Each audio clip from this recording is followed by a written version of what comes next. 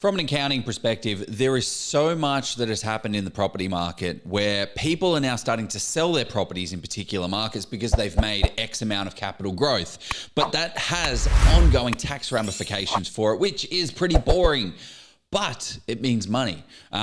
This week, we have Jeremy Iannuzzelli from Comparative Partners breaking down all of the tax stuff. So taxes, guys, we're in May. June 30th is when we need to get all this stuff sorted. There is some situations in this podcast or in this live session where Jeremy breaks down how you can save tens of thousands of dollars, but you have to do it before June 30. So stay tuned for that. But what we're going to be covering off for him is not boring tax stuff. I hate tax conversations. And then I pick up the phone to Jeremy. I'm like, mate, you just broke that down so simply. This isn't easy to understand. In this session, we're going to talk about why investors should consider selling. What are the situations in which you should pick up when you shouldn't as well. Also, we're going to be kind of how do you navigate the tax season, what things you should be doing, what things you shouldn't be doing, and also just a whole heap of stuff around tax that wasn't boring. This is one of these sessions where it gets to an hour and a half. I'm like, damn, I feel like we've only just scratched the surface of this stuff. But anyway, my name's Joe Tucker, and with Jeff Miles, we created Oz Property Investors and the Level Up Property course. Each week, we interview top property experts and we unpack their wisdom, their lessons, so that we don't make any mistakes in our property investing journey. And this week is no different. Jeremy Iannuzzelli is an absolute weapon in the property tax space. If you don't know him, check him out. Let's jump in.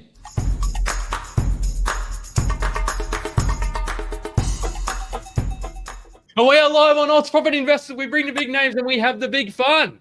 Gee, something about playing a level up property, and maybe you can go to anyway, no. It is going to be a huge session tonight. It's where are people investing and why are they selling? But it's going to be more than that. We're going to this is the maestro of property accounting in Australia. Big call, I know. And I think it's absolutely warranted. He's going to tell us at the end, are the advanced tactics such as trust, are they still working in 2025? But also unrealized capital gains tax, are they coming for you? It's a proposed bill, but I think it's likely something's going to happen there. But Jeremy, how are you going? What's happening, man? I'm well, mate. It's now it's tax time, so this is where everyone should be reviewing their position and having a look at where they can alter and improve their end of financial year position, because you haven't got long. So anyone out there that's listening, if you've sold a property or you've made a decent amount of coin or that big commission check that's coming in very soon, and you've got an opportunity to utilize potentially like the 5-year carried forward superannuation concessional contribution rule, a nice long one for everyone, you definitely need to consider it, because the money needs to not only be paid, but it needs to be receipted and hit the bank account of the industry or the self-managed super fund. Then, judging by the way Labor is attacking super and attacking those extra taxes, I don't think we'll have the carried forward contribution for long. It could be maybe the last year before it's taken away, or it could be extended. So It's one of those things, if it's there for you to utilize, now's the time to probably look at doing it. There we go. Already giving us the absolute gold. And no, this is going to be a great session. We'll talk about all that jazz. You're already giving the value. And Joe, why are you excited about this? How are you going anyway, Joe? What's happening, man? Hey, I'm fantastic. I'm very good. I'm excited for this one because there's a lot of little things that Jeremy just says off the cuff, and you're like, yeah, wait, what? that you can get a lot of value out as an investor. So I expect people that actually listen to this and think about some of the things that we're going through, that you'll probably save tens of thousands in their property investing journey if you do the things right. Obviously, none of this is financial advice, and we can't give any specific financial advice. But it's interesting that as a property investor, all of this boring stuff, as well as not boring stuff, Jeremy. That's not the right word to use. But making money is boring, Joe. When has making money been boring? Well, that's it. I mean, that's what it's all about. And like, it's just like getting a discount on your loan. Like, that's a massive if you can just pick up the phone to a broker, everyone's like, oh my gosh, I want to save $20 on this tap, so I'm going to use the cheapest guy to do the plumbing. Probably a bad idea as well. But it's like, no, pick up the phone, optimize your tax, optimize your portfolio, so that you can get the best return out of it. But yeah, why are you excited about this one, Jeff? Well, I want to hear the inside word, and Jeremy says we're the inside word for him. So I think he's more of the inside word that we don't always hear about. I want to know where are investors selling, but importantly, why are they selling as well? Are there concerns about certain markets? I'm not going to say that Adelaide or Brisbane or wherever is going to go to zero tomorrow, but it's just understanding, well, what is the sentiment out there? Because you see hundreds of people potentially sell properties per year. And it's just kind of understanding. So I think that's valuable insight for the community. So, but I'm going really well as well. Just I suppose not super fussed about this rain, but that's okay. It's important to have it. So for those who haven't seen Jeremy, 16 years, it's probably closer to 2 decades experience now. I think I say this every time and I need to update it. You love your small and medium sort of businesses, and you've got the channel to focus on property investment though as well. You've helped thousands of investors. You've got the 20 plus property, might be 30 by now, but worth $20+ million. I think the biggest thing that I love about you though is that you love giving back. It's the what school should have taught you, which you're absolutely exploding that channel. You're nearly catching us. You're almost at 4,000 subscribers now. So I do have a look. I remember when you hit the 1,000, I wrote a comment about 6 months ago. You've really been leveling up there. So good on you for that. And there's many, and you're also a proud dad as well. So, and maybe not so proud South Sydney Rabbitohs supporter, but I can talk trick on that because the doggies are going pretty well. But we'll see in a couple of weeks how it all goes. That's it. Well, mate, thank you for the introduction. It's good. It's close enough. I'll leave it at that. But thank you for the plug of what school should have taught you. And I did get into the top 50 business podcasts in Australia and got to spend some time in the top 20. So It was exciting to see my name next to some really affluent people that I look up to and very knowledgeable people in the business space. So it's exciting, and it's my way of giving back. I have a lot of fun because when you've been an accountant for as long as I have, if you don't start having fun, it becomes a very tedious job. So you've got to find the best things about it and exploit it and enjoy it. And that's what it was set up to do, just to give back and get a message to lots of people at once as opposed to one person at a time. And that's why you guys have been doing such a great job. And I still say every time I jump on, I was the second or third person to be invited in the Oz Property Group. And that was 80,000 subscribers ago. So you guys are giving lots of gold content as well. Yeah, thanks very much, man. I appreciate it. Let's go into the first question because there's so many things to go to. I want to know what your thoughts after yesterday, the RBA, the big sort of decision there, are widely expected. And it's going to go again probably in July, potentially, depending on what happens with Trump tariffs. What are your thoughts on what the RBA is doing, and where do you see that's going to get people more excited about property, even though it's only about a 2 to 3% increase in borrowing capacity, roughly? Yeah, so I think on average, I saw that people's borrowing capacity on average will increase by about $15,000 for that 0.25%, and on an average $600,000 to $700,000 home loan, you're going to save maybe a couple $100 a month. So it is a material change, which is good. I think it was needed. I still think underdone. They were undercooking on the way up. They should have went harder, faster, and they'll probably do the same thing on the way down. They'll go, slower, longer. So they're still trying to always have this nice balanced approach. And I really think the New Zealand Reserve Bank did such a good job. They really went up there quite quickly. Yes, it did hurt their property economy, but they squashed inflation to a point where they really almost broke the economy. And then they really now can start to create some good fiscal policy to build it back up again without inflation in the system. But I think it's underdone. I think a lot of commentary would say the same thing. We probably should have had about a 0.5% rate cut, but very openly, and people who know how economics works and people who know how currency works, it's important that Michelle Bullock's now got to tiptoe this fine line between keeping our Australian dollar strong and reducing rates to give us reprieve here in this country. Because if she does drop the dollar too quickly, you'll start to see a flee away from our Australian currency, which means our dollar actually weakens. And the thing she's trying to prevent, which is inflation, actually she'll cause it. She will cause inflation through a weaker dollar because we're a country that significantly imports a lot of our goods and products. We're going to be spending more for it because our dollar is weaker. Now, it may kickstart the exporting, it may kickstart a lot of the things that we do from a raw minerals sector, but she has to tiptoe that fine line to make sure that she keeps our Australian dollar buoyant, but at the same time, make sure she keeps our internal economy strong. Still think 0.5% would have been much more warranted. That's what, the jobs numbers reflect. That's what the economy and GDP reflects. But I think she gets away for at least a couple of months now with the prolonged meetings between each calendar year that the RBA is having. So we'll see what happens in July. But I think most economists are predicting about 75 basis point cut this year. We're Wow. 1/3 of the way through. Let's see what happens. Yeah, because originally it was looking even more than that. It was kind of looking at almost get down into the high twos, but I think it might even sort of stop or bottom out, whatever way you want to say it, about that 3.1, 3.2%, which is kind of what you're saying there as well. Yeah. What do you see? And we'll get. I know Joe wants to ask 100 questions about this, but what do you think about the Trump tariff kind of situation? Then we'll actually get into the topic of selling and all that jazz and where people are selling. But what do you think about that? Because I think it's a little bit not a nothing burger, but I think there's potentially huge ramifications. But I think it'll kind of just work itself way out of the system. Yeah. Well, again, you got to Trump. What Trump's trying to do is he's trying to keep to his word, make America great again. We all know that the slogan that he's come up with, but a lot of the world's wealth has come from the borrowing of America. They significantly borrow a lot of money, create a huge amount of liquidity in the world, and every country gets to prosper on it. America borrows the money, they buy it, every country gets really rich. So his whole goal is to reset trade. His whole goal is that if I'm going to give you lots of money, I want lots of money in return. Let's balance it out. Yep. In Australia, we lost a lot of industry because of trade. We had a very strong manufacturing industry at one stage, and it went away. The government tried their best to protect it. They created some tariffs.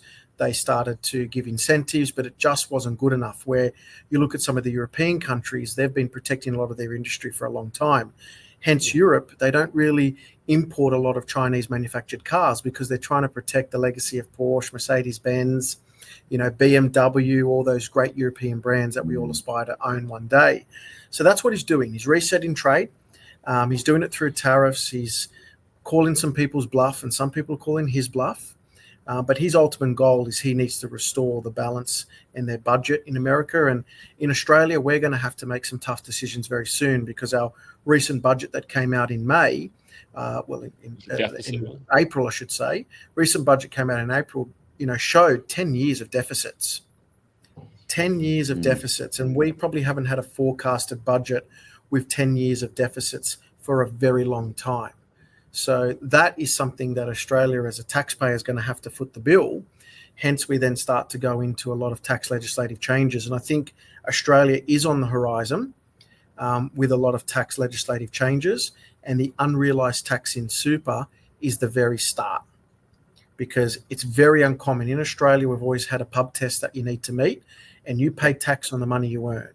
Now, America has unrealized taxes on states like California, and we've all seen how well that's gone for California. People fled it, and they went to go to Florida, and they went to go to Texas. Big billionaires, big millionaires all left there because who wants to pay tax on money you haven't earned? So this superannuation tax, and we'll get into more detail about it, is the very tip of the iceberg on tax legislative changes. Because if mining doesn't really start to rebound back off a strong Chinese economy, then us taxpayers, we're going to foot the bill. And we've seen a backflip from the Labor government on the stage 3 tax cuts. Right now, we should have all been enjoying a 30% tax rate between $45,000 and $200,000. It was supposed to eliminate the middle tax bracket of 40%, and it was abolished after it was promised it wouldn't be. And that was a test again and a taste again of what's to come through tax legislative changes in the future. How do you feel about that, Jim? You really break it down so simply, like one thing leads to another, leads to another, leads to another. And it's interesting because, I mean, we're seeing it in Victoria itself as well, like the land tax that's there. It's funny because, there is land tax in Queensland and regional locations, but there's also like I guess from a property purchase side of things, a regional location tax, which isn't legislated by the government or anything. It's just higher insurance rates and higher council rates. So what are the other kind of things that you foresee coming that may come through? Like, I mean, this is probably a little bit crystal ball-y, but you've got your finger on the pulse and probably had some ideas around what we could be seeing to pay off this someone has to pay the debt, and it's not the government. It's us. Yeah, well, it's taxpayers. It's taxpayers. And look, the Greens didn't get the strength that they've had for a number of years. So Labor kind of gets to spend the next 3 years being able to implement the policies that they want. So I think that's a positive, not having to pander down to the independents or the smaller parties. But if Australia as an economy doesn't have a genuine way or outcome, or not even an outcome, a way forward to be able to push past deficits that they foresee in the years to come, then some of the easiest ways to get that money, yes, are unrealised taxes in super, because it doesn't hurt, very many people. Although after many years, 10, 15 years, a lot of people think their super won't grow. It will. And all of a sudden, when it's not indexed. Yeah, you might stare down the barrel of that unrealised super tax. But what it tells me is that nothing's off the cards. Super's kind of been a very safe space, and they changed it with a $1.8 million cap indexed. And they wanted to look at removing franking credits and the utilisation of that. And, then there was negative gearing talk being thrown around, although that would stop an economy very quickly. Now we've got an unrealised tax. One of the next things are on the cards, and we're one of the only countries that don't do it, is inheritance tax. Yep. We're one of the only countries that don't do it. Inheritance tax, because we have this ability to hoard wealth. One generation leaves it to the next, and all this wealth gets hoarded until it's sold. So I definitely think that could be on the cards at any time. Talk about, taxing your own home. Again, we are one of the only countries that doesn't tax your own home. Although I don't think any party or government's going to win an election on the back of, hey, we're going to tax your own home. But, if you've got upper and lower house control, you can do anything you want for 3 years. So that's something that I don't think will happen. But inheritance tax is something that I do think in the horizon that we probably will stare down the barrel of looking at, because Australia now is becoming an older country. We're very young before, not a huge amount of generations lived here, but now we're starting to get really generational wealth, and it is concentrating to a very certain few. There you go. That kind of dovetails quite nicely into why potentially and where investors are selling their properties. So I brought it back around. I didn't know it was going to go full circle, but so what are some of the reasons that investors you're seeing are selling at the moment? Is that legislation change or the fear of? Is that the reason why some people are selling, or what are some of the other reasons why people are taking money off the table? Maybe. Yeah, so one of the main, I always like to ask the question, what's the motivation for selling? Because I don't want to encourage anybody to sell or keep a property, and I want to make sure that you're asking yourself all the right questions. And the main things I'm hearing at the moment from people is that, look, the property's quite old. It's done extremely well. It's maybe doubled in the space of 4 to 5 years. We may have owned it for 10. Property's very old. We know it needs new gutters. It needs new roof. It needs a lot of maintenance to the building, which doesn't necessarily increase value. Now, Joe, I'm not sure on your end, but when you're, conducting your buyer's agency service, are you necessarily saying that I'm willing to pay 10 grand extra for this client to buy this property because it's got a new roof? To say I'll pay 10 grand more for a new roof? Yeah, that's it's got a new roof. I mean, yeah, it's one of those things that you really want to get, but we will get a discount if there is a buggered roof, for sure. If we go up and do the pets and building and it's destroyed, or there's little holes and things like that, and you can just replace a couple of sheets, but we'll always push back and renegotiate. But when it has a redone roof, they never get much. It'll cost $30,000 to redo a roof, and we might, we'll buy it at market price, and then they don't make that 20 grand or 30 grand because they got a new roof. That's it. So that's probably been, absolutely, that's what I'm getting at. If you've got two houses side by side, both carbon copy identical, one's got a new roof and one doesn't, you're not necessarily going to pay 10, 15 grand extra for the one with a new roof. So a lot of people have, bought into these older areas, and, may need a lot of, not just cosmetic, but a lot of genuine building and foundation work, and they're just not seeing the value in doing it. And, they've made their money, and that's an opportunity for them to say, well, we'll now sell and we'll pass that project on to somebody else who may see value that we don't, or have the time that we don't have. So that's one of the main things. A lot of the clients' properties I'm seeing that they're selling are very old, very run down. and they just simply don't have the capital to be able to spend that 30, 40, 50 grand on bringing it back up to scratch where it's not going to add necessarily more value. So to me, I look at that as sometimes a smart decision, because you're spending money, not necessarily going to get that in return. Second reason, I'm starting to see people shift in terms of a dynamic. We all spoke about years ago this mortgage cliff that was going to happen, that we can all probably say now that really didn't happen.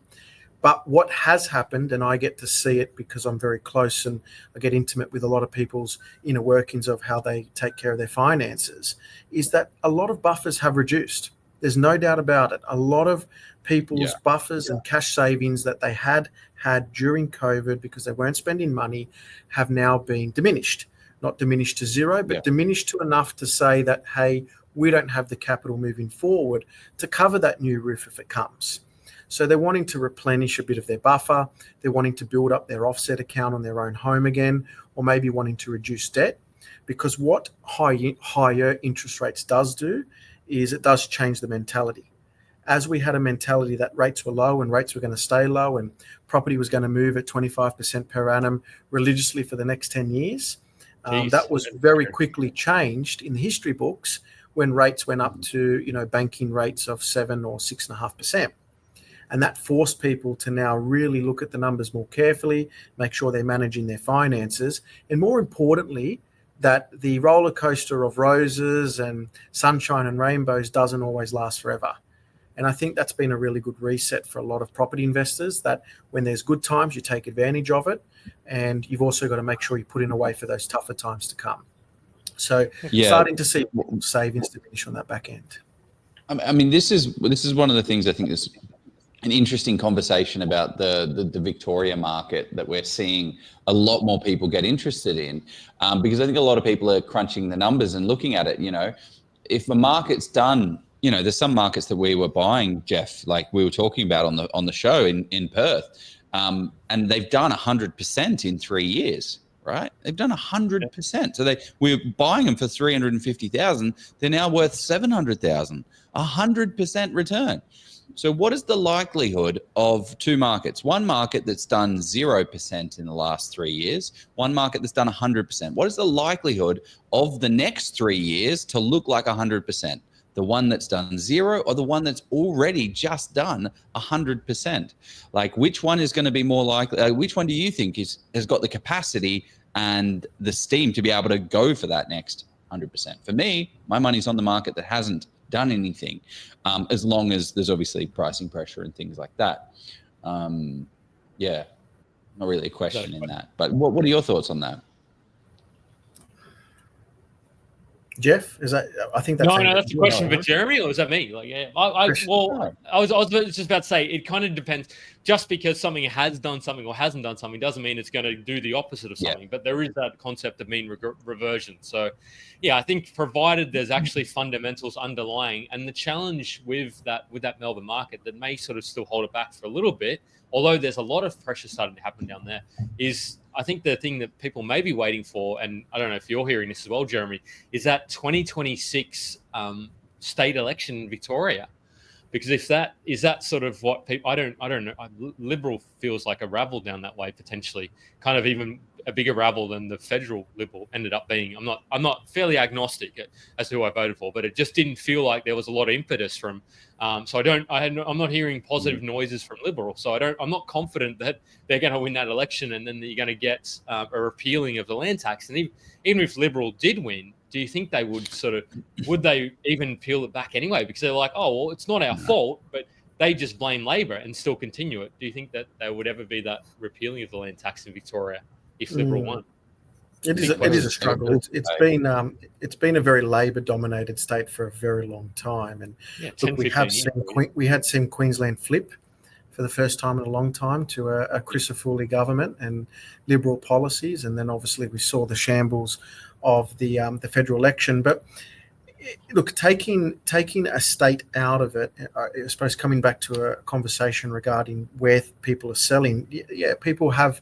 I've said it in a podcast, and it had 60, 70,000 views. And I had some comments of people telling me that I was crazy 6-7 months ago when I said it. And all of a sudden I had people saying, oh my God, I can't believe how right this was. Any other Nostradamus comments you can tell us.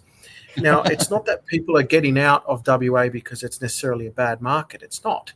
It's just that people have made a substantial amount of money and caught the boom at the very start, which is fantastic, and well done to the people that bought there during 2020 and 2021, because you've made a lot of money. But definitely people have seen a slowdown. That frenzy's not there. The buyers agents aren't rushing in and seeing value at WA at 700, 750, renting for $600 a week, where they're buying properties for clients at 300,000, renting for 500 a week. It's definitely not getting anywhere near the level of rental increases that it was getting in the past. I think rent's kind of caught up with where it needs to be. And, the mining sector, while still very strong, we're not in a boom that we were sending all the minerals over to China like we were, say, in the last couple of years, which led to federal government surpluses. But not to say it's a bad market. It's what people are telling me, and what I'm doing and what I'm seeing is that people are just cashing out. They've made really good money. Some of these properties are quite old. The costs attached to them are quite high, and they're pushing that money into other markets. People are starting to look at where they can generate year-on-year strong returns. And it was led by very strong returns in the past, but I always comment to people and say that property is a long game. And sometimes you have those 3 or 4 or 5 years where nothing happens. And I've owned properties where 3 or 4 or 5 years, nothing happened. In fact, things went down slightly.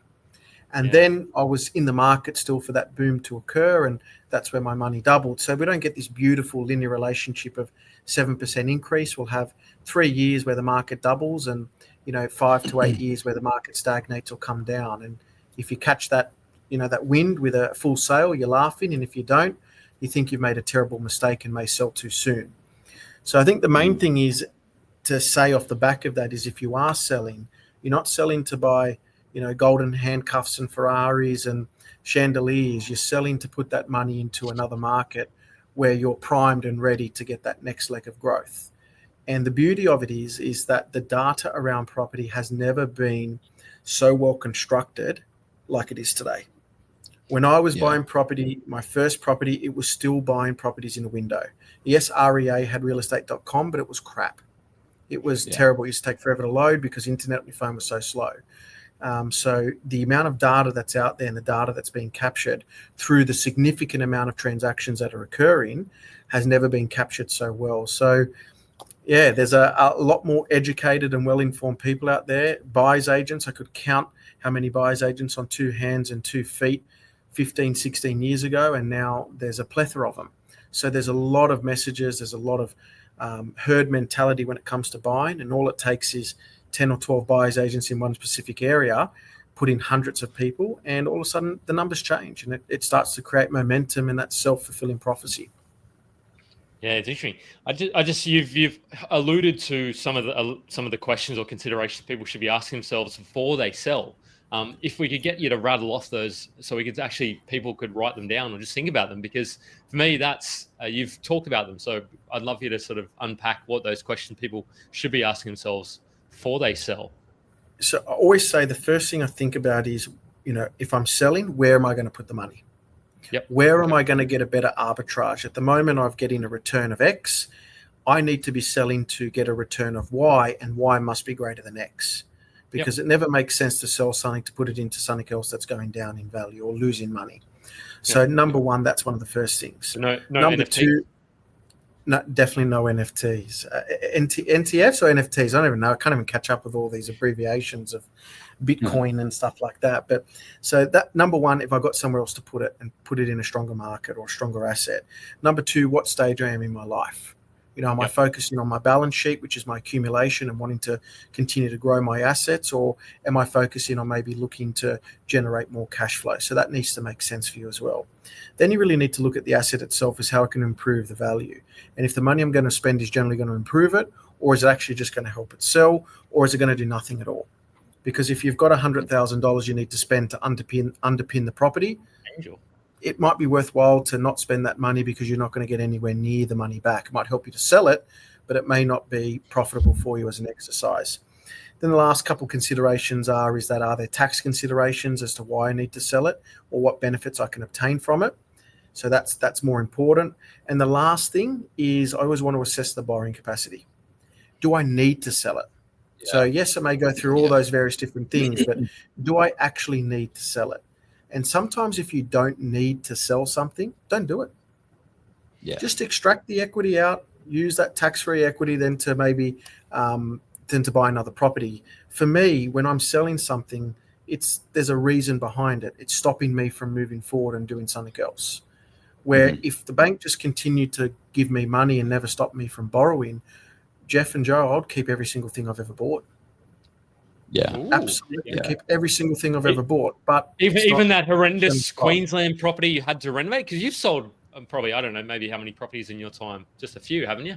I've sold nearly over 20 properties in my time, and I would have kept them. Absolutely. If I had endless amounts of borrowing, I 100% would have kept them, because there's no need for me to sell them. I would have kept that denominator growing and compounding. And as we all know, the eighth wonder of the world, I don't think they've announced that yet, but it is getting announced here tonight, and that's compounding return. God. Bloody accountant. Luke's made a great point and very interesting. Why sell if you can remove equity out of property and invest in another asset class, saving on selling costs? And that's kind of to Jerry's point. He said, well, if that's kind of these are the core kind of questions you should be asking yourself. Yeah.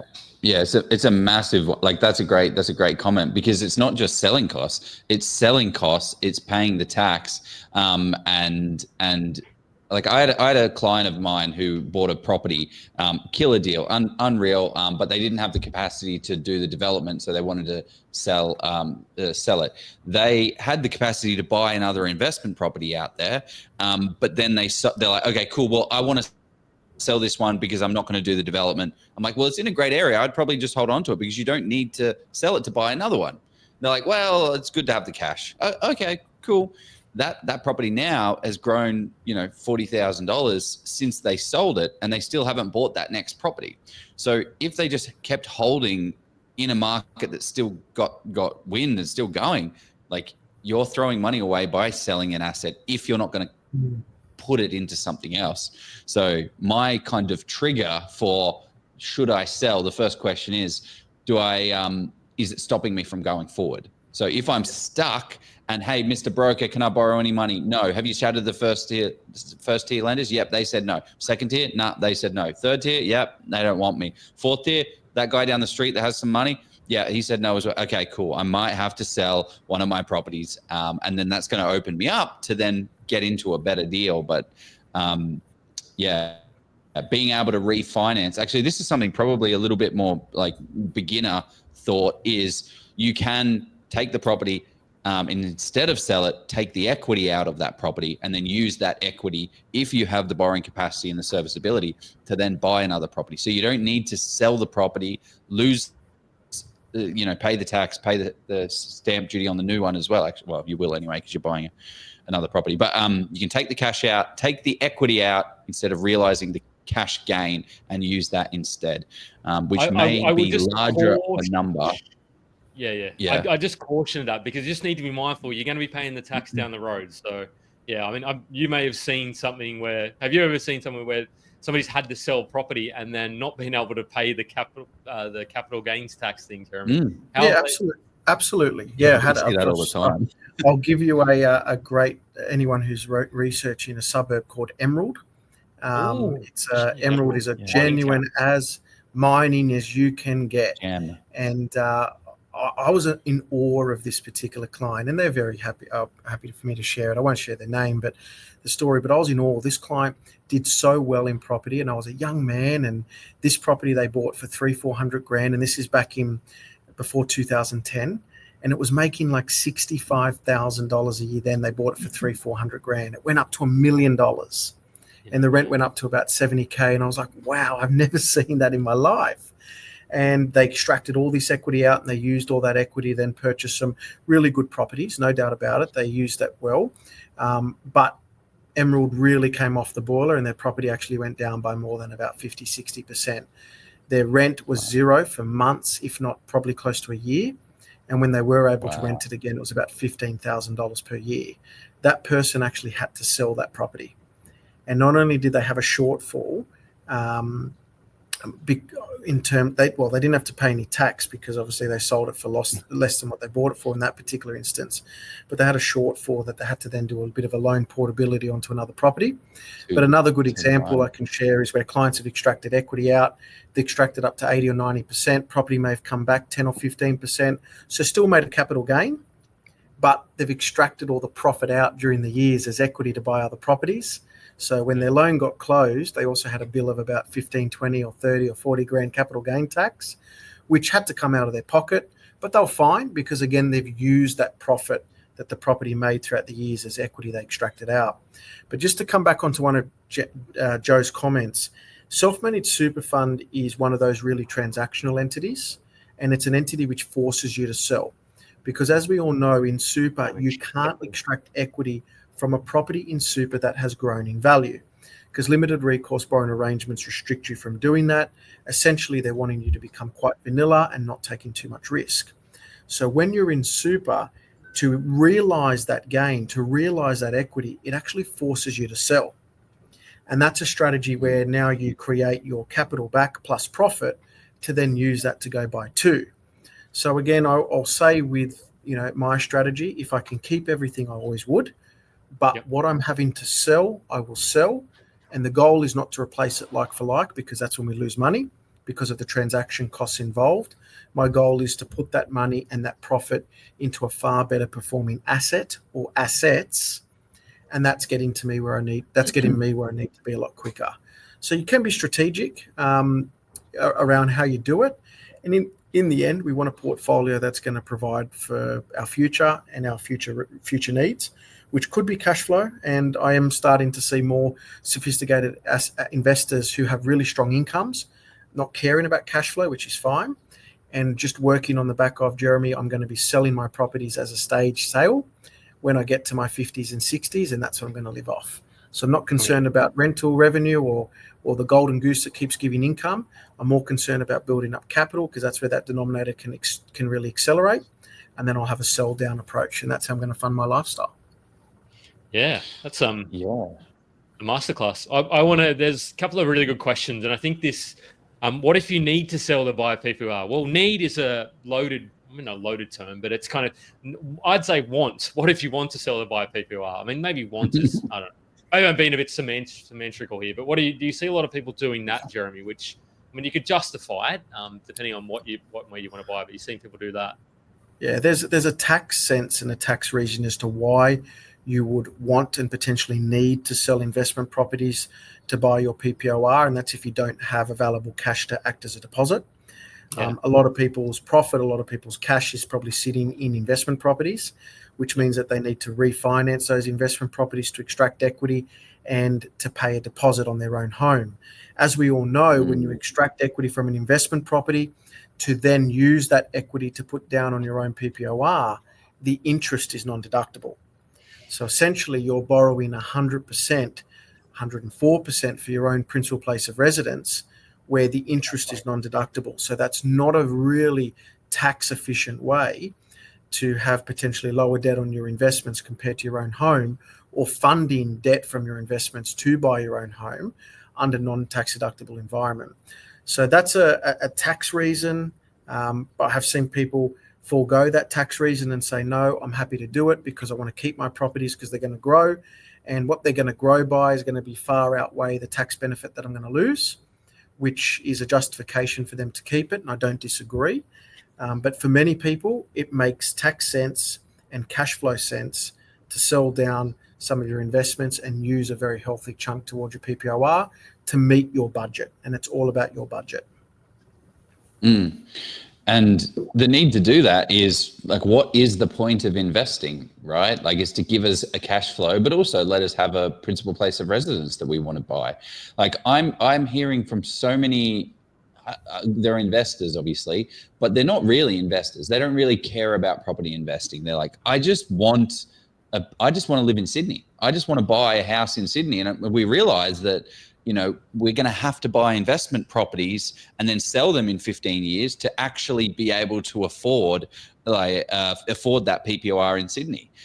So, if it's a part of the ultimate goal, like the ultimate goal that you have is not necessarily a financial one. I mean, it always boils down to a financial number, but it might be to get that principal place of residence, to get that, cash flow, or, give it to the family at the end of, give it to the kids at the end of everything. So a lot of reasons why someone would do that, but and that's probably been, Joe, again, another comment that I've been hearing from lots of clients is a lot of people are moving and wanting to have now that desire of having a principal place of residence. Now, what us as investors maybe feel or don't feel, and I'll share it, is that a lot of tenants over the last 2 or 3 years have been traumatized.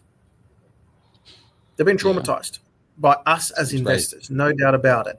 We were traumatized by the Reserve Bank of Australia and all the other banks associated with how the target rate or the target cash rate is. But we then passed our traumatization, if you know that's a word, but we passed our traumatization onto our tenants. And our tenants, for a space of 3 years, what did they see every time a new lease came up? A rent increase, a rent increase, a rent increase.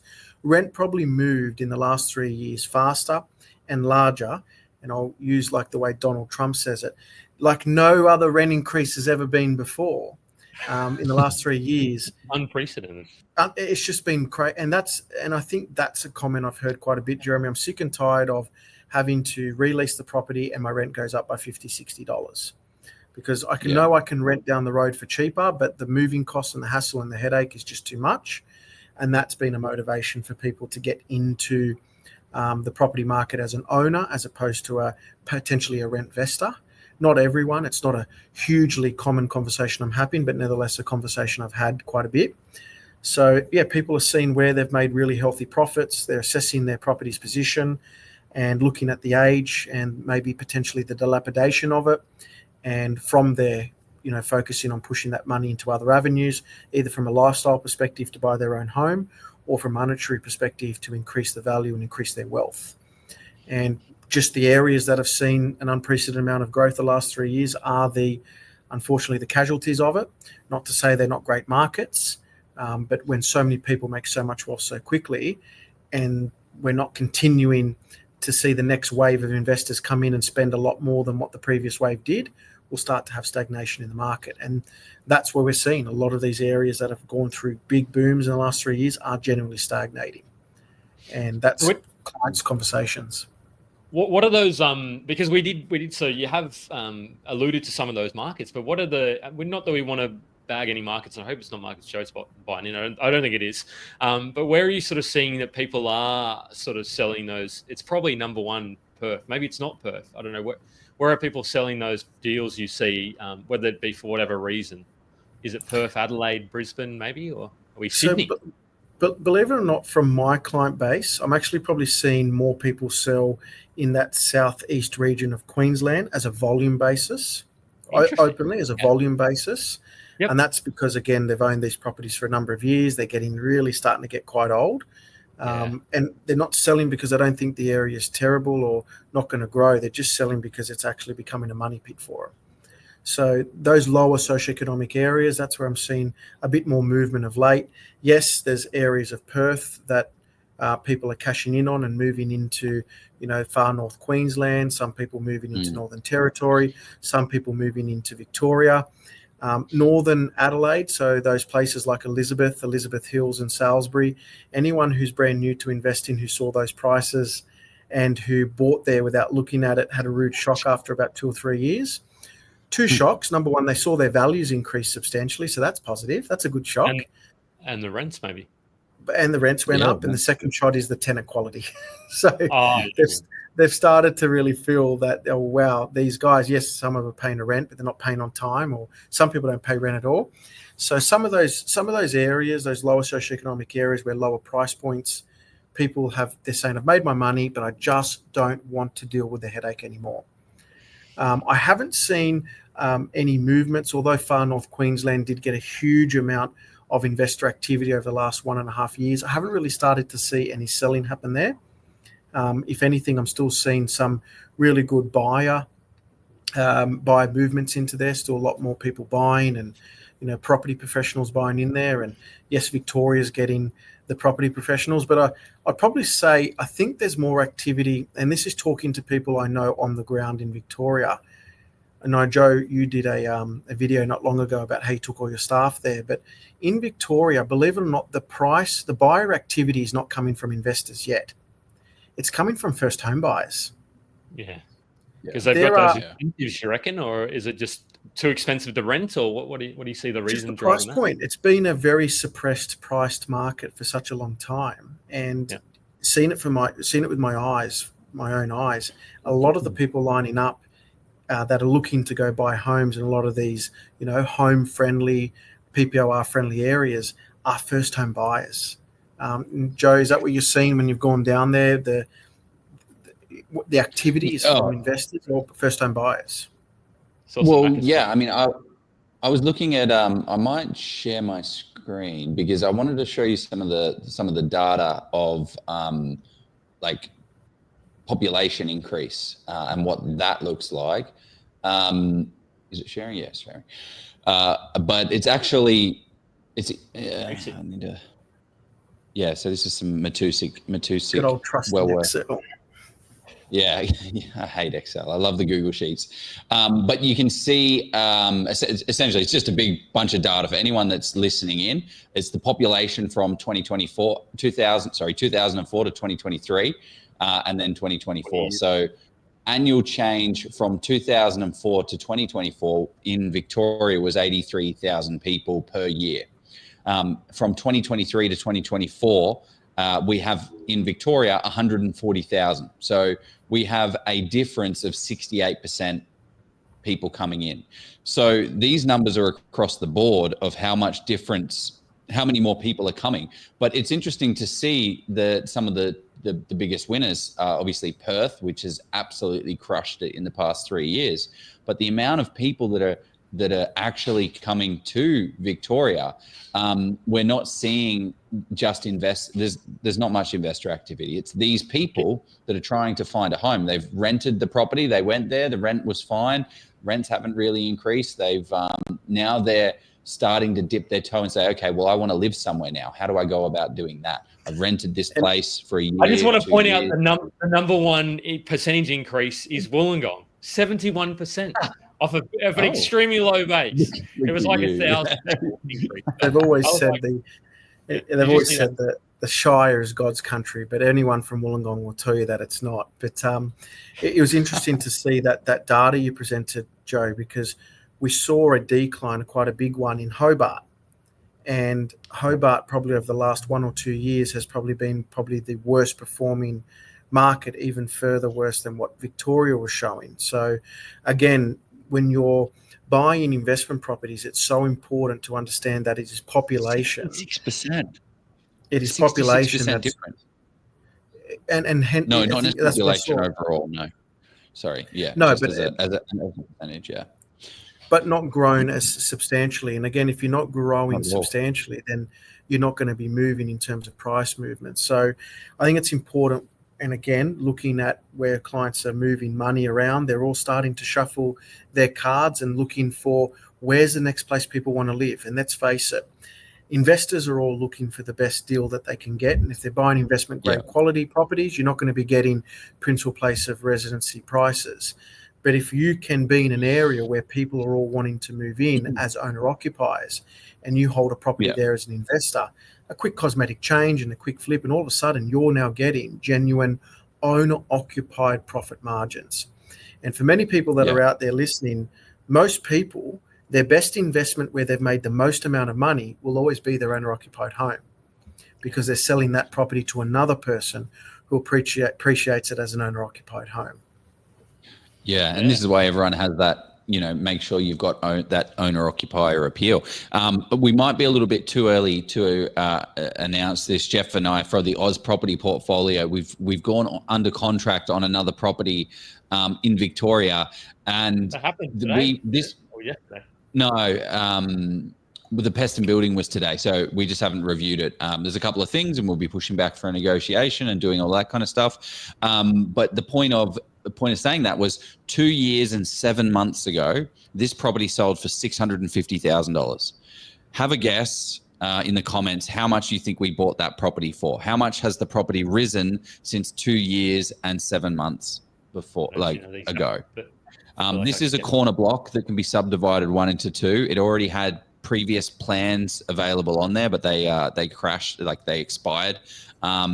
Someone's got their 670,000, so that hasn't grown very much. I think it might be less than. I think it might be less than 650. Less than 6. We'll probably get it for less than 650 after the negotiations, but we got it under contract for $650,000. 2 years, 7 months ago, someone bought that property, paid the stamp duties, paid the legals, maybe paid the buyer's agent, and had all of these expenses up front. They are now losing money by selling this property to us because they've had enough. Interesting, very interesting. Very interesting. What I wanted to know, because I think this is one that everybody talks about, the 50 to 70% growth, and then you should be looking at selling, or some people, not everybody, because I don't necessarily prescribe to it. But somebody said, how many percentage growth would you need to make before even thinking of selling, given the costs are high? And of course, that's going to boil down to the individuals and what purchase price and all that jazz, Jeremy. But what do you sort of see? What do you like to see as if somebody's come to you with 30, 40% growth? Do you just say, oh, no, you're dreaming, like you'll probably pull out 10% of that? Is there a number you sort of say to people, you should be really reconsidering this? Or what do you think about that question? Well, so the property that Joe has bought, I would have tried to, if that was my client selling it, I would have said to him, guys, look, you haven't given a property long enough and the property will be kind to you. I can say within 10 to 12 years, it will be kind to you. It will find a way itself to double. Have you got the capital to afford it, the tax benefits, all that attached to it, what's there available to us? That person's just not, again, impatient or could be no budget. They didn't have enough capital to hold the property long term. It could be married. There's lots of different reasons as to why. But if they're selling based on, if they're selling on, I haven't made money in 2-3 years and everyone else is making 60%, I will try to fight with them and say, guys, slow down. It will be kind to you. Just give it some time. But you've always got to look at, if property doubles once every 10 to 12 years, that means that it's moving at around about 7% compounded. If I've bought into an area and it has moved 100% in 3 years, an average of 33% per year, then my gut tells me and my experience tells me is that I'm due for some form of reversion, because if I don't, and if it doesn't, this property is going to be doubling once every 3 years, which means that inflation's ripping and roaring bigger than Ben-Hur, and something's really wrong or broken with the economy. Sometimes people just time the market wrong, not because they were trying to or not trying to. Sometimes people buy too early. Sometimes people buy too late and they lose. And sometimes people just buy in 2020 like people in WA did, and the property market shot up 100% in 3 years. You know, for me, I would argue, and this is me personally, I'm not going to make any inferences or advice for other people, but if I had a property that moved 100% in 3 years, which I had in the Perth market, I bought a number of properties there. I did sell those ones. Now, I am keeping one property in Perth, and the reason why I'm keeping it is I'm doing some constructions on it later. So I'm building 10 two-bedroom apartments, and Juicy it's one. a bit tough at the moment, but I'll be doing that, and that's part of my business plan for the Perth market. But the ones I did sell got me into what I believe are far superior properties. I went and purchased a beautiful residential property down in the south coast with 71% population increase down in Wollongong, and I went also to buy 2 commercial properties in the lower areas of Queensland around the Gold Coast. So for me, I saw a bit of a gap in that market in the Gold Coast, especially around commercial. Great opportunity for me to get some good cash flow and put my money, my profit that I made, into some good assets, but also still keep my residential bug that I've got and find really good quality properties here in New South Wales. So that was my decision why I sold. Went up stupid. In 3 years, I felt it was overpriced, and I get a feeling now. And the feeling is when 50 people are lining up to buy a home, that's for me the right time to sell. Because right now, if people are trying to sell property in New South Wales, and comment if you think I'm crazy in the Facebook comments, but a lot of open homes in New South Wales are not getting 50, 60 people through it. No. Agents are having to work hard. They're going all right. They're ticking, but they're not having the frenzy. It's not the frenzy it once was, where every home had 50 people through it. Perth is not getting anywhere near the frenzy that it had, where 100 offers were getting done before the property went on to realestate.com. So I'm looking for feeling, not so much price. I'm looking for feeling. Are there 50 people lining up? To me, that's not a bad time to move on and buy in an area where 50 people aren't lining up. I want to buy where there's 2 people turning up, not 50. Just trying to see. Here we go. This is the old Warren Buffett, and it doesn't necessarily apply to real estate, but crux is buy whenever it's fearful and sell whenever it's greedy. And you might miss your 20-30% growth, Jeremy. Like, it might continue to grow that, but I suppose you are repurposing those funds. And it's an opportunity cost kind of situation. Like, yes, you could leave it there and maybe make 20, 30, whatever it is percent, but you're then sort of making your life, you're seeing opportunities in different markets. So that's the way you think about it. That's not necessarily right or wrong, but I think you've got a few runs on the board, I would say, maybe 20 million plus. And we'll go to an ad after this question, and then we'll kind of talk to some advanced tax tactics. Say that 10 times fast. But Jay-Z, I love good old Jay-Z when that pops up. I get a little bit of a chuckle and start thinking about New York. But anyway, he said, will you get equity? He kind of says, should or will you get equity to fund a commercial property purchase? Okay, I'm going to talk about arbitrage. Arbitrage is amazing. Commercial loans are 7.2, 7.3%, slightly higher than, say, residential investment loans. Yep. I love using as much equity as I can, for argument's sake, to purchase a commercial property, because the interest rate that I'm getting charged is like 6%.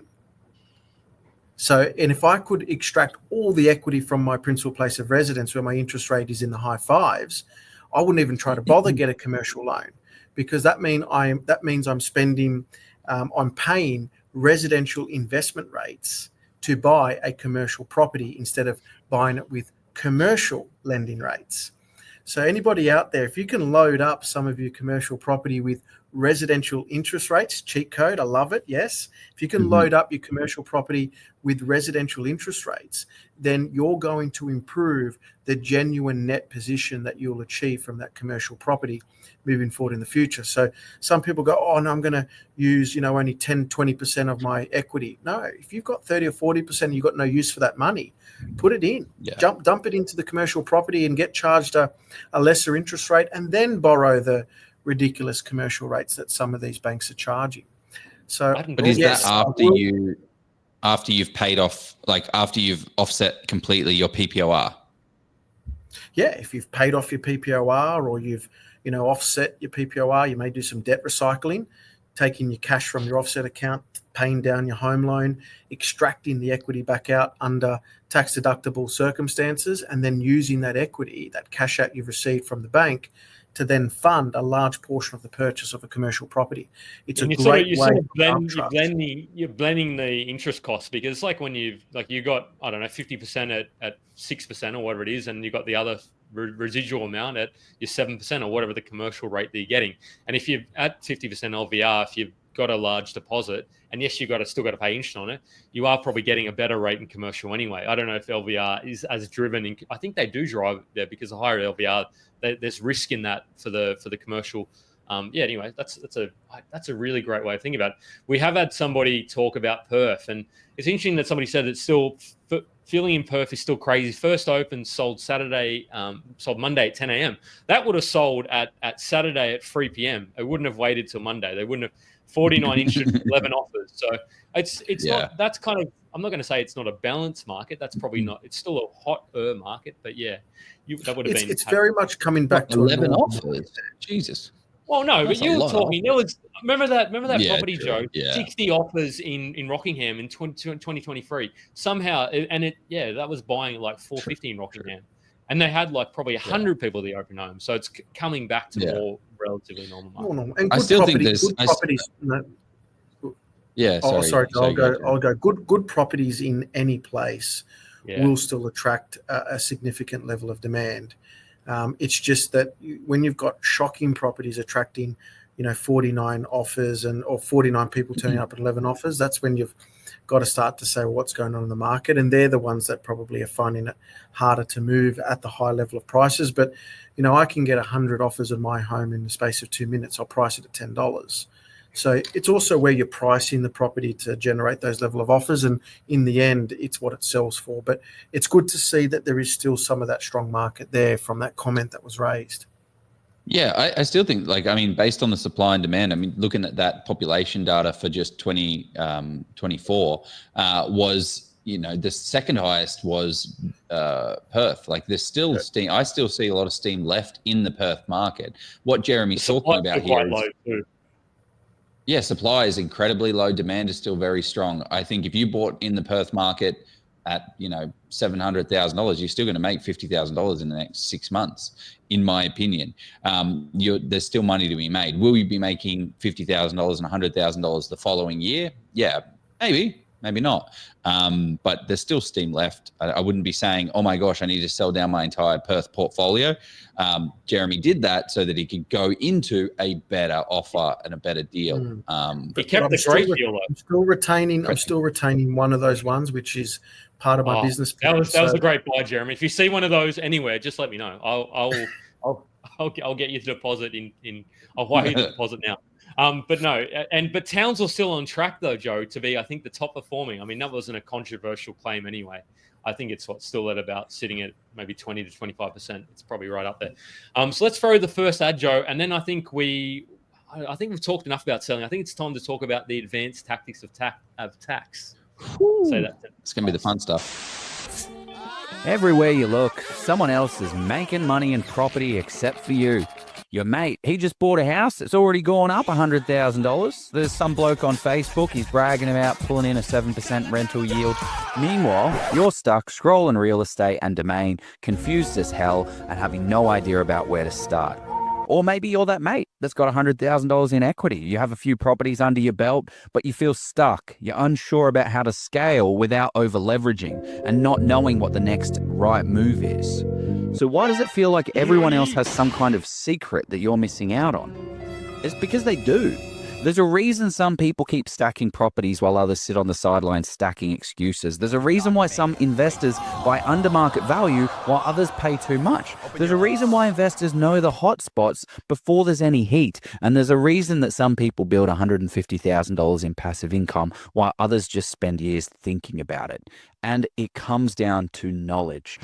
And that's exactly why Jeff Miles and I, Joe Tucker, created the Level Up Property course to hand you the exact step-by-step process that we've used to buy over $100 million worth of property in today's market. We've built Australia's largest property investment community with over 80,000 members, and we help everyday investors secure hundreds of thousands of dollars in equity, all without wasting years of their life trying to figure it out the hard way. Making an uneducated decision on the biggest purchase in your life is just gambling with your future. Stop it. Get some help. And this isn't just another how to buy property course. Let's be clear though, this course isn't free. What? And neither should it be. This is our life's work. We've spent over 100 hours each on this course alone. Oh, babe. Okay, video number 3. Number 4 with million does... Fuck. Done. We've got decades of experience, millions of dollars in deals distilled into a repeatable process that you can take away for yourself. If you're looking for free advice, there's plenty of noise out there. You can go and find that if you'd like. But if you want real,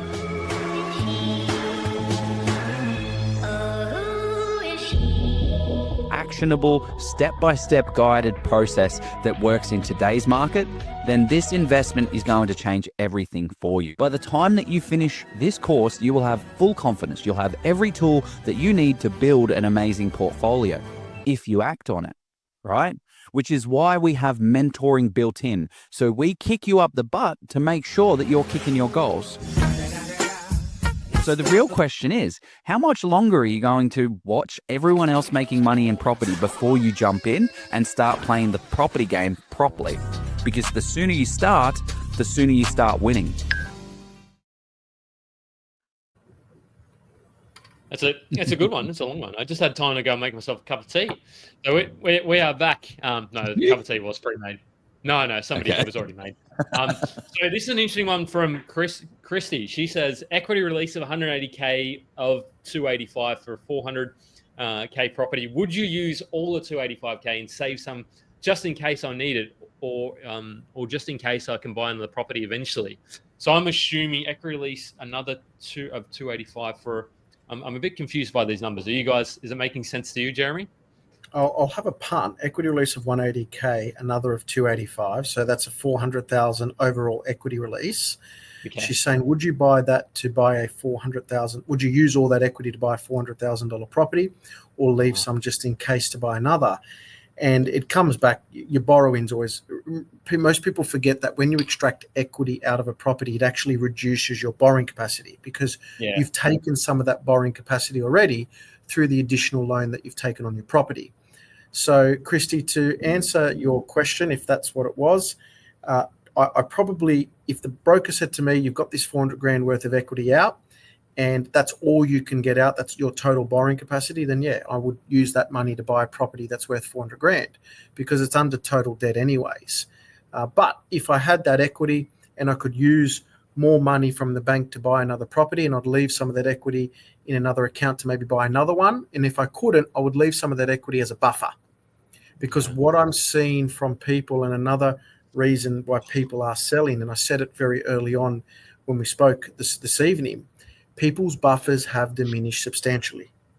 There are lots of clients that have taken it to the very edge, and they're now praying and hoping that they don't see, a big bill like a $4,000 or $5,000 retaining wall, or the tenant not paying rent for 3 or 4 weeks. It really hurts them. So I always tell people, it does, absolutely. You need to have some money left over on the sidelines. And for me, some of my buffer, believe it or not, is equity that I've extracted out of a property. I may have extracted 200 grand, and I've left that just in an account, and that is my buffer that I'll then use to facilitate and fund repairs and maintenance. So I don't feel the pinch come out of my cash flow that I have to generate from my business or from my wage.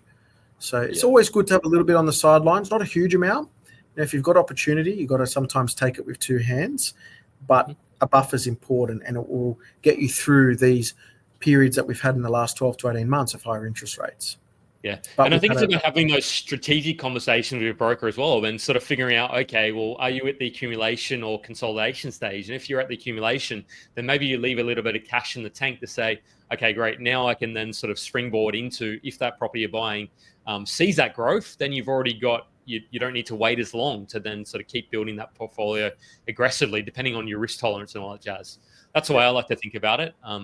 But there's a lot of people on the sidelines. Again, I get to see, number one, I manage thousands of different people. I get to see thousands of different properties that they have and purchase and hold. So I'm very lucky. There's a lot of people waiting on the sidelines. And as these rates come down, there's a lot of pent-up buying to happen.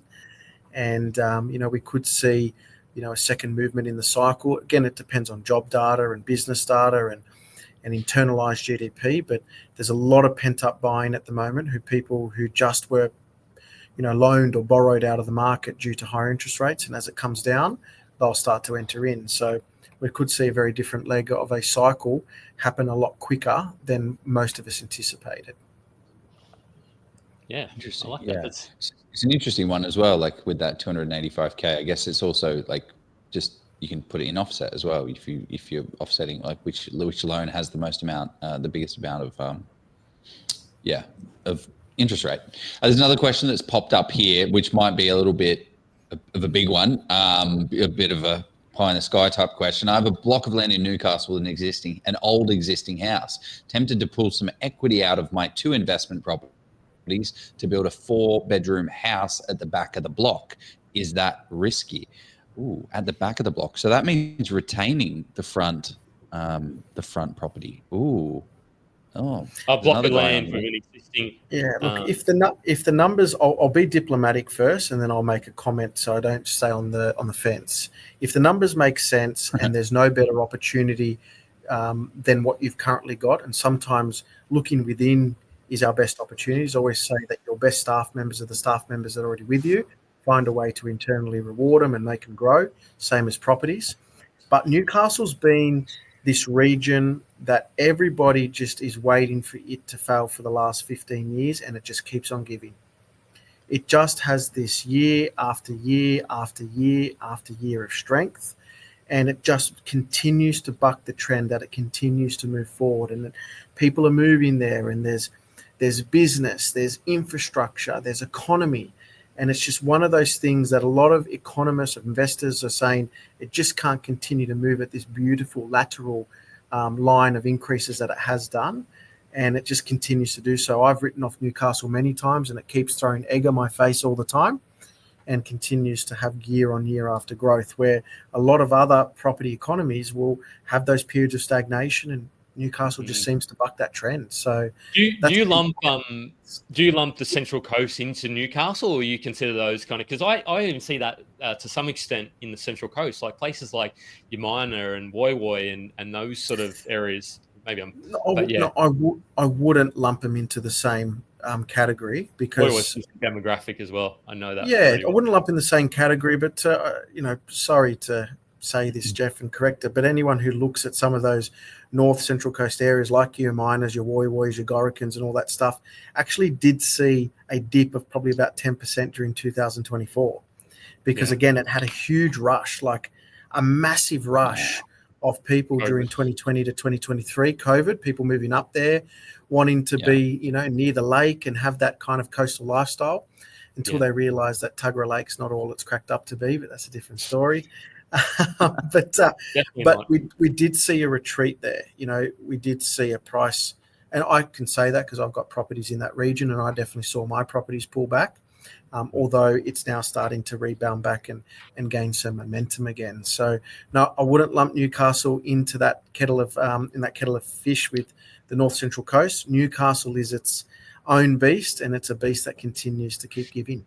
Because there's its own economic power. Well, what about Sorry, What about like it's I guess the question was more around like taking equity out of the investment properties to build the single dwelling at the back of the block. So the front, Angie's followed up. Yes, because the front house is rented $600 a week, which doesn't cover the mortgage. So, well, I guess also standard, actually, depending on when they bought it.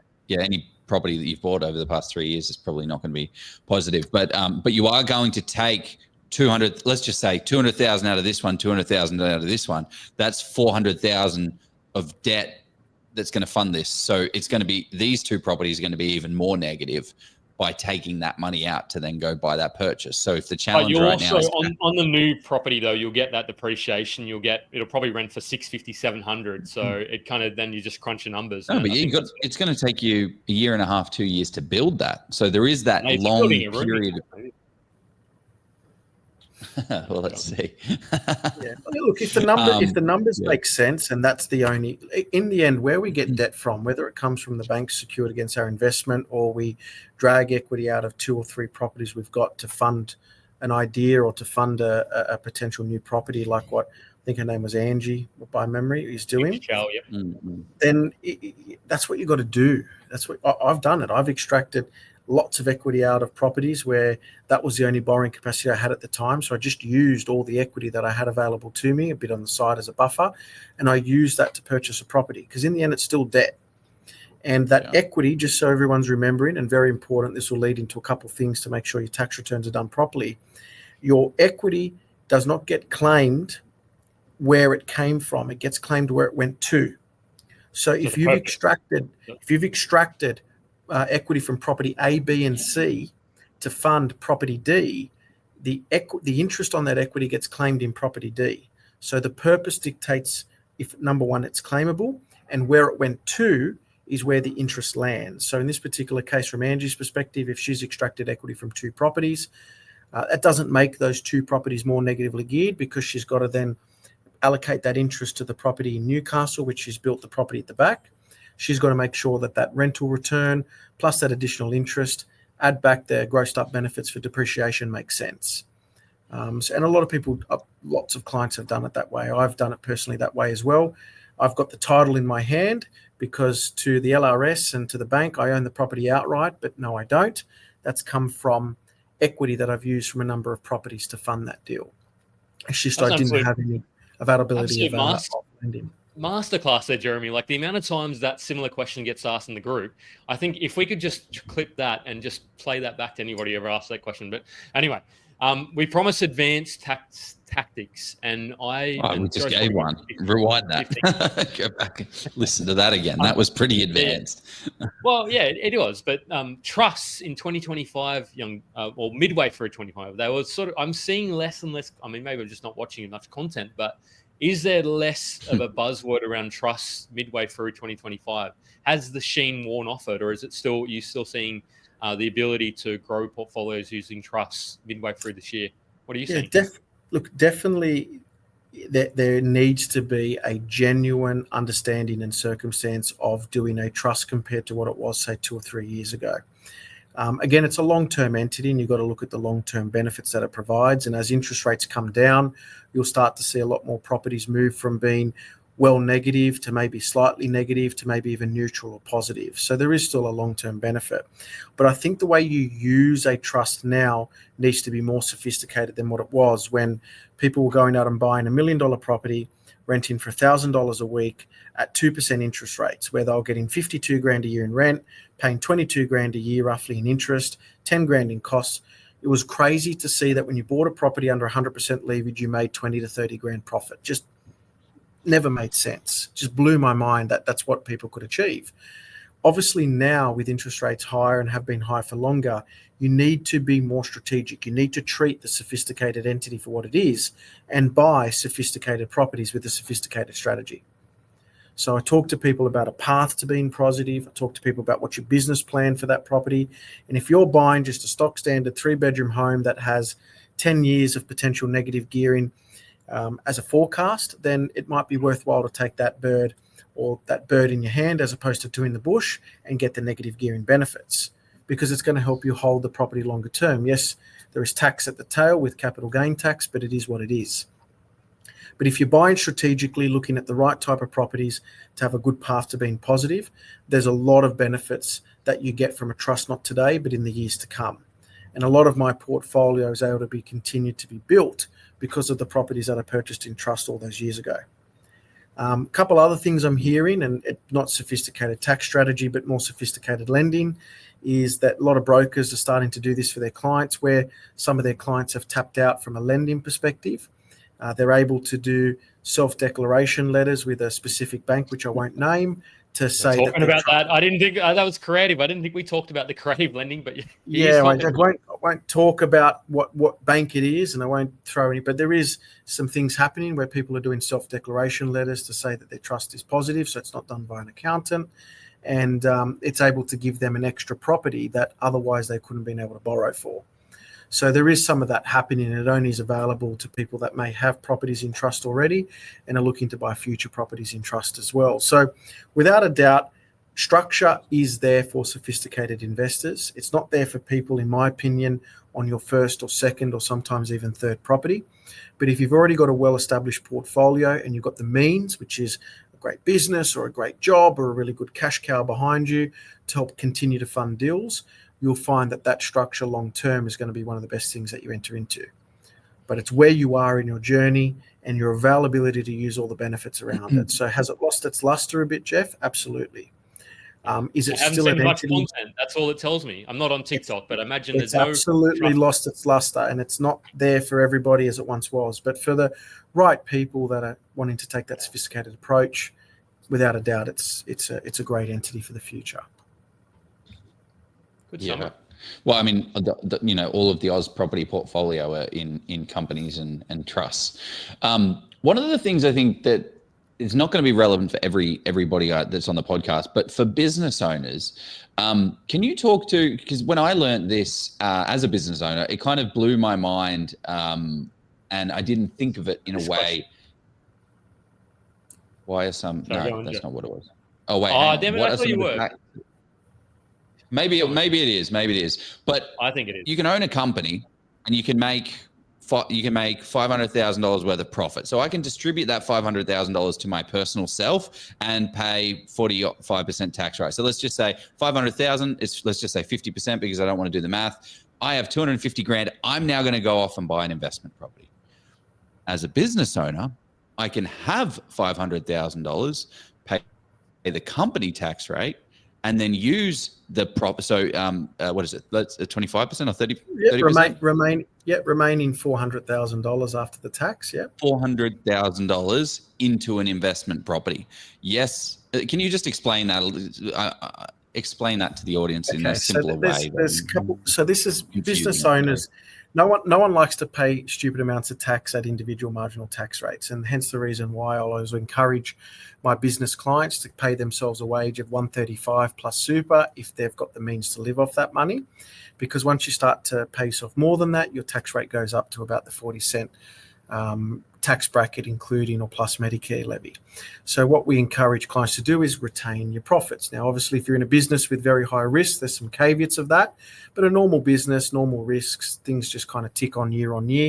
We like to quarantine our business profits at a 25% tax rate, meaning we've got more money now for the business to continue to reinvest in more business activities. But what you can do with that retained earnings, that cash, is you can do a deed of loan where you do under a proper loan, genuine proper loan, equivalent to what you would normally get at a bank, arm's length distant rates, arm's length distant repayment terms. So essentially now your business is not only providing services, but it's also turned into a little bank. And you can now lend that money to another entity that you own. And it has to be paid with interest. One gets to claim it. One has to show it as an income. Exactly the same way CBA works. Just without billions and billions of dollars worth of cash, you may have your $400,000. That's one way to do it. And that's what I see a lot of people do. Another way, and it's common as well, is that they'll set up another company and buy a property in the company, because company to company, there is no Division 7A loan. It's a very technical way to say you're taking money out and you need to repay that money back with interest, which is non-deductible to you and accessible to the company. But a business-to-business loan, you own the company and your other company is handing the money over. You now go buy a property in that company. What you are losing is the 50% discount. So you will be paying tax at potentially non-passive or at passive income tax rates, which is 30%. So that's number one. But number two, you're having more capital after tax to be able to buy a better quality property. So that's why some people will do it. You just got to be mindful that when you're doing company to company and buying properties in company, that's not your money, that's the company's money when it makes a profit. And the way you get the money out of that company is through dividends, which will have potentially tax at the tail, otherwise known as top-up tax, because you'll get the franking credit, which is tax the company's already paid as a credit to you. So that's a win. 30% tax has already been paid. And then that top-up difference is, when you start to move into various different marginal tax brackets. So without a doubt, there are more incentives to grow your wealth utilizing structure when you are a business owner. No doubt about it. And I always counteract that and say that running a business is hard and it's very expensive and it's not as fruitful as everyone thinks. Pay GST, payroll. I mean, I don't pay payroll yet. There's a lot. There's a lot of taxes. So it's a little bit of a win that business owners get compared to someone who's on a PYG salary, paying exorbitant amounts of tax at higher rates. If you're a business owner, there's a lot more things available to you. The way I look about that is you get the opportunity to use those funds to invest and delay or delay some of the tax that you would have paid. The deferring, delay, deferred, kind of same. And that's the best comment, Jeff. You've actually hit the nail on the head. You're deferring the tax, which we all know that money has a lot of value when you use it the right way. So if I can defer that tax for as long as I can and use that to make more money and build more wealth, then I'm happy to pay a huge sum at the end, because I've got more than I would have got anyways if I was to pay the right taxes at the start based on taking lots of money out at a marginal tax rate that's high.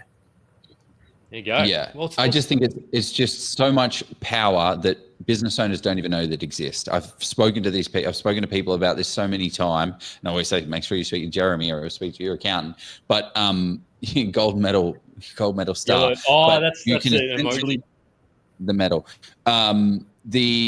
You can essentially, instead of having $200,000, you can have $400,000 and put that into a property, which is going to be a better asset, which is going to then be leveraged. So actually it's $400,000 to then get you into $1 million property instead of $200,000 to get you into $500,000, $600,000 property. And that's going to compound in 10 years time. It's going to be a massive difference. Let's just, I'm going to be the party. The Oz I'm gonna be property the party portfolio is built on this. There's no way that the Oz property portfolio would be as big as it is today without this simple little strategy that Jeremy's worked out. With great Incredible. power comes great responsibility, though, I would say. Just make sure, Yes. Anyway. Make sure they're good buys. Yeah. Just Make sure they're cracking deals. We're gonna wrap it up pretty soon. So throw your questions, team. Oh, yeah. Otherwise, we could literally be here. We're already at nearly an hour and a half. I'm just mindful of Jeremy's time. But Gurav loves to ask a share question, and because you see a lot of people who buy various, I imagine you buy all sorts of assets. He's asked, are you seeing a shift towards alternative assets, shares or ETFs? We know that gold is at all-time highs. I think gold's done 50, 60%. Are you sort of starting to see? I mean, I don't really like gold, but it's done okay. Yeah, I personally haven't, because a lot of my clients use property as their tool of wealth, and I'm the accountant they'll come to assist. So I've got clients that touch upon that stuff. But I do remember reading an article not long ago that either a high court judge or a judge in some very specific court in Australia not ruled, but made a notion, and I think the ATO's got to fight it, that apparently Bitcoin should not be treated the same way as shares and have capital gain tax. And so there's an income. Is it an income tax then, or like? How does it... I've got to read it more, but I did read it that this judge is saying that it should be treated as a currency, and there's no tax on currency or capital gain tax on currency in that fashion. And the ATO has now got to try to find a way to make sure that they shut that down very quickly, because the ATO stance on cryptocurrency is that if you use it to purchase services or products, less than 10. I think they said if you use it for products or services less than 10 grand, it's subject to no tax because it's been used as a currency. And the ATO made a comment saying that they estimate between $500 million to $1 billion worth of tax has been paid on the back of cryptocurrency capital gain tax. So be interesting to see what that happens, because if it is deemed as a tax-free asset, forget about cryptocurrency. Oh, man, people will go mental. They will go crazy for it. So yeah, it'll be interesting to see what happens in that. Again, just take it on face value. Don't listen to what I'm saying and go rush into it. It's just an article that I read about what was going on with some judge. A high court judge made a ruling. Tax officer, a big nasty beast. They very rarely lose. And when they do lose, they still win because they'll find a way to keep it in courts and keep it going. I got sent that article in some of the groups. I mean, I'm like, I don't think this is a good thing. I mean, it might be, but yeah, I saw that thing too. People are saying we're not letting Jeremy go, not letting him go. Well, he does have a thing. I'll leave people with a couple other things for tax side of things. So number one, make sure that any costs that you need to be spending prior to 30 June 2025, you do it. So if you've got, a couple of those little minor repairs and maintenance, or there's a couple of bills like insurance is one of the big things. If you've got an insurance bill before 30 June and it's due 6th of July, pay the damn thing before 30 June. If you've got some expenses like council rates, a quarterly notice that you've received, which is due 6th of July, pay the damn thing in 30 June. That way will ensure that you get your money back as a refund earlier than having to wait till the next financial year. So timing of expenses is important. The ATO are hunting down and now getting sent all the data from the banks. So anyone who's got a mortgage, a loan, you are now getting your loan details, loan interest getting sent to the ATO, and the ATO are data matching from that. So if you've used your equity to go buy a car or a boat, you will get found out, because they're looking at your starting and ending loan balances. They're looking at the way you're obtaining the loans, and they're data matching that against their systems. So make sure that if you've used equity from property A to purchase property B, ensure that you're claiming that interest on that equity in property B, because that is where the purpose of the loan was for. That was the purpose of the loan. Making sure you're claiming all of your interest accordingly. One of the big things, and it's happening quite a bit as a lot of people are refinancing, if you have paid LMI with CBA, for argument's sake, when you first bought the property, and normally lender's mortgage insurance is a borrowing cost claimed over 5 years, and you may have refinanced that loan with NAB 2 years later, the remaining balance of the lender's mortgage insurance left over when you paid it with CBA can be claimed up front. So if you paid $5,000 with CBA and only claimed $2,000 so far, you've got $3,000 remaining, and you've now went and spent more LMI with NAB on a refinance. That remaining $3,000 LMI with CBA can be claimed up front, and the new LMI with NAB is now claimed over 5 years. So that is something you need to make sure you're advising your accountants of. If you have had a refinance during the year, ensure any remaining balance of your borrowing costs are claimed up front. Depreciation schedules, make sure you get them. You've got the costs that you can claim on the depreciation schedule. If you pay it before 30 June, that's going to help with tax, and it'll make sure that'll maximize your refund. Scrapping reports, again, if you've had any items that you've had to scrap, it could have been an air conditioner that you purchased 3 years ago and it's now been thrown away because the damn thing broke down and warranty didn't fix it and you have to go spend money on a new one. Make sure you claim the closing written down value, which is the amount of depreciation on that air conditioner that you haven't claimed thus far. So that's called a scrapping depreciation. So there are a couple little things that you can do to improve your situation. Couple other things, you've got PYG variations that you may need to do moving forward on 1st of July.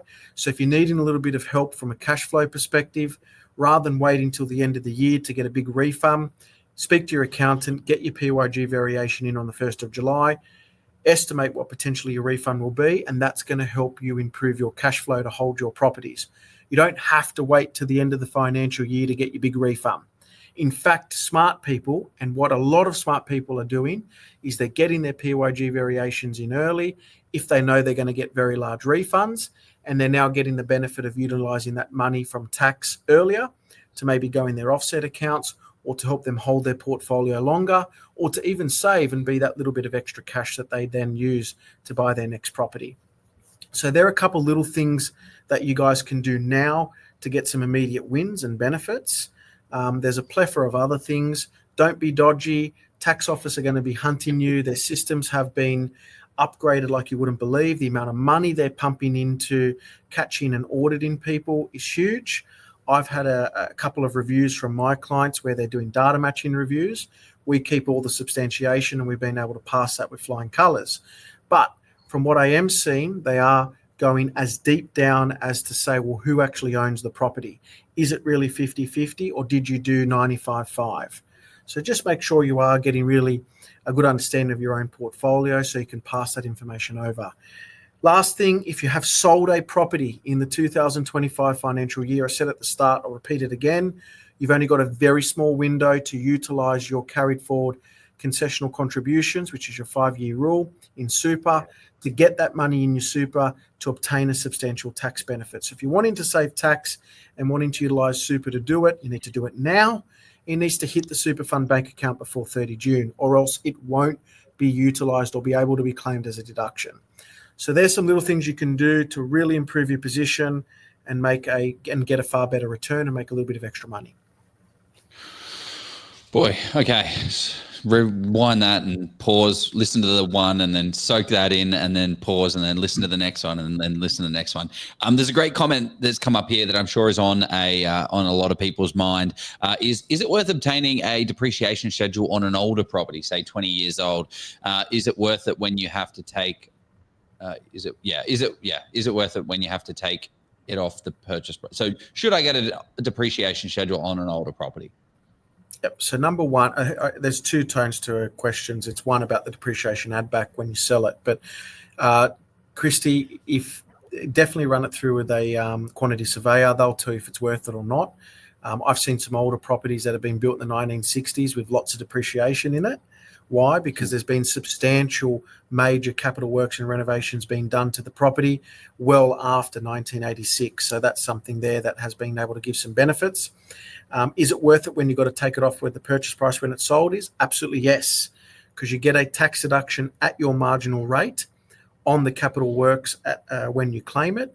And then when you sell it, you're only having to pay back half of what you've claimed. So if you've had 10 grand worth of building write-off claimed, and that's got you 4 grand worth of refund.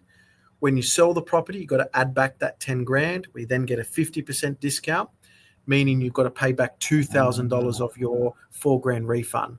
So just to put that in perspective, you've got a 4 grand refund from your depreciation building write-off. When you sell it, you'll have to pay back 2 grand of that. $2,000, money for jam for me. I'll take it every day of the week. That's free money. Thank you, ATO, because you don't give us much else.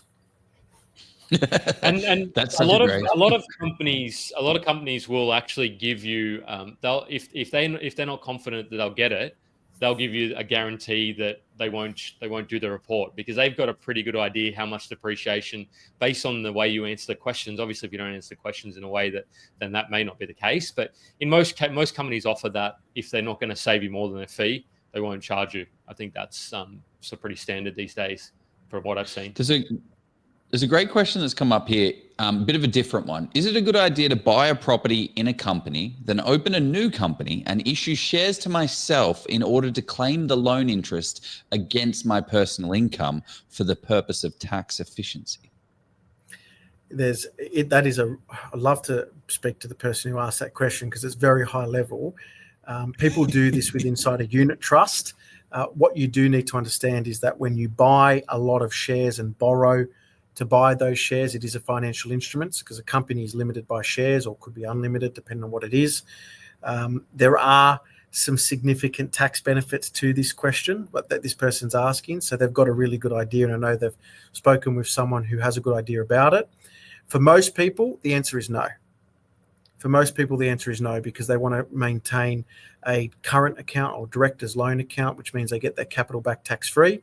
But when you're having to buy shares in your own company, otherwise known as issued capital, that money's locked in, and then you need to do share consolidations and restructuring to get your money back out.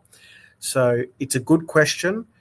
Not for here. You need to get all the pros and cons around it, but it is plausible, meaning you can claim interest in your own name as a tax deduction for the purchase of those shares, similar to a margin loan when you go buy Commonwealth Bank shares. You can go take a loan to go buy Commonwealth Bank shares, and the interest is tax deductible against the Commonwealth Bank dividends. Same concept applies to your own company, limited by shares, but you've got to be very careful, because then you've got share restructuring and dilutions, and you've got to take shares off the table through restructuring. It's a plethora of different things, and accountants make a lot of money from it. So, talk to your accountant. It's a good question. We make a lot of money with you. When people do all those things, then it becomes a lot trickier outside the box. Yes, we can do it, and we charge lots of fees for it. Yeah, guys, it's been an amazing session. We haven't even really talked too much about the unrealized capital gains tax, but that's okay. We did cover it a little bit, and but I wanted to say, for anybody, there's over 100 people still watching this stream. It's actually increased, continued to increase. So people would watch this for probably 2.5, 3 hours. But I wanted to say, if you've loved understanding selling a property and where people are selling it and why and all that sort of jazz, jump on Spotify. We want to get into the top 20 like Jeremy. Get us. You can be number 1. We'll be number 2, Jeremy. I'd love if people gave us that 5-star, because it helps us get maybe even people like Louis. I was going to say Louis Christopher. Maybe you might not be coming on. But give us that. And Joe, I want to give you the opportunity to finish it off. How do we finish off, Joe? Actually, one thing I did want to say is I was scrolling through Reddit. If anyone's been on, I'm not really a Redditor, but I was looking at this. I was looking at debt recycling, and I went through it, and there's they vote, they upvote things, and you can say, oh my gosh, this is the best thing ever. And then there was an article that was upvoted the most and said, oh my gosh, this is the absolute best video that simply breaks down debt recycling but also explains the concept as a whole. Everyone must read this, watch this. And then I was like, oh, this will be interesting. I wonder what click into it is bloody Jeremy's school of what school should have taught you. So it's actually worthwhile listening to. So that is one thing that I wanted to say. Go on to YouTube. Very long-winded. I was like, where is he going with this? But go on, sorry. Where is he going with this? Yeah, I'll post it in the group in the comments here. I think that'll only go to YouTube. I'll pop it in the Facebook ones as well. But that actual video is incredible. I had to I'm like, oh, I'll watch it at night time, and then oh cool. Halfway through it, I'm like, cool. I need to pause this and properly watch it. So hats off to you for explaining something. We've had many people explaining it, so complex, so convoluted, and you're just like, blah, blah, blah, blah, blah, blah, blah, done. Oh, that's good. So thank you for that, mate. So yeah, anyone that needs to be a part of that, check that out. But I don't know what I've got nothing else to say, mate. That was an unreal session. Tax is one of those things that's boring, but you make it interesting. You make it connected to people. So thank you very much for that. Where can people learn more about Jeremy, get more Jeremy in their life? That's what you need to say. Or not, you can reach us at www.pradiumpartners.com.au. And you're more than welcome to listen to all my what school should have taught you. It's my way of having a lot of fun and getting a message out to a lot of people. Is similar to what Jeff and Joe have been doing now, I could pretty much say, for almost the last 4 to 5 years. And yeah, I don't think I'll ever be as big as the Oz Prop Group, but I love tuning in every Wednesday, and you guys do a brilliant thing for a lot of property investors out there. There's a lot of gold nuggets. There was a comment that you guys raised that, what has Oz Property Group done for you? And one of the biggest things that Oz Property Group has done for me is open my eyes to hundreds of suburbs that I've never heard of in my life. And again, I deal with thousands of people, thousands of properties every year, and there were suburbs I've never heard of in my life. And actually researched those suburbs and bought in those suburbs and made lots of money from your members in this group, the collaborative approach that you have. And it's hard work. Anyone listening, Jeff and Joe do a huge amount of work moderating this group. I've been in a couple of property groups in my lifetime, and it's a shocker. It's filled with crap and people spamming it and people trying to sell services that don't even exist in this country.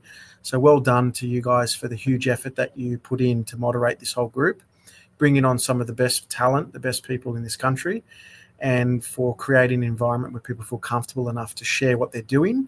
Because if you follow a lot of these people in this group, some of them are fantastic. I know them firsthand, and they're doing some amazing things. And all you need to do is just emulate what they're doing at a smaller, or if you can, larger scale, and you'll make a truckload of money.